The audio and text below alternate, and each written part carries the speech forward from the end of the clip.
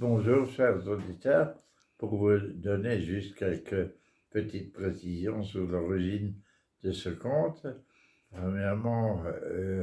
comme tous les parents, les enfants, quand ils étaient petits, ils avaient 3 enfants, avant de dormir, souvent, ils disent: «Papa, maman, raconte une histoire.» Et donc, on était au bord de leur lit, et je me suis dit: «Qu'est-ce que je vais leur raconter?» Et comme j'ai travaillé pour des raisons scientifiques dans les Hautes-Vosges, où j'allais très souvent, que j'ai vu beaucoup de choses très jolies, je me suis dit: pourquoi je ne leur raconterais pas une petite histoire sur les petites souris du Honeck. Et comme je connaissais les lieux très bien, les plantes, et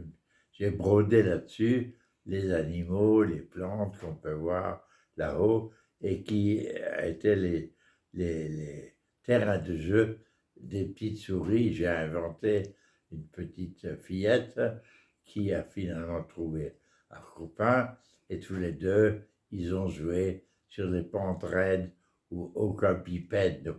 moi, très peu de bipèdes pouvaient aller, sauf la sorte dite naturaliste qui se promenait parfois sur ces pentes raides pour voir les belles fleurs, et donc ils jouaient dans les fleurs, mais qui, comme toujours, les enfants aiment bien qu'on leur dise: «Fais-moi peur.» Et donc il y a des histoires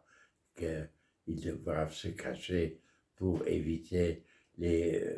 animaux qui mangent les petites souris, hein, le renard ou l'hermine ou la hulotte le soir, ou la buse qui vient parfois sur les crêtes, quoi, pas souvent. Donc je brodais là-dessus des histoires de frayeur, ou alors un jour ils étaient près d'un petit torrent qui dévale cette forte pente, et ils ont trouvé une truite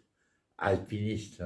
qui était juste suffisamment restée là-haut petite pour ne pas pouvoir manger les petites souris, parce que une souris imprudente qui tombe dans l'eau, une grosse truite, les croque.